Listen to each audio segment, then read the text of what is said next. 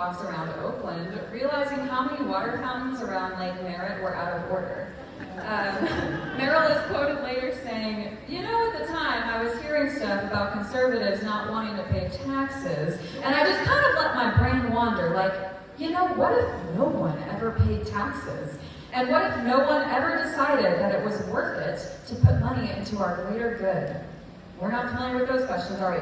Paired with that heavy subject matter are some wildly fun rhythms and seemingly nonsense lyrics, but things unravel a bit when half of the choir is singing in a major key and the other half in a minor key, which is meant to be unsettling. Even if you know very little about music theory, I promise you will know when the moment comes.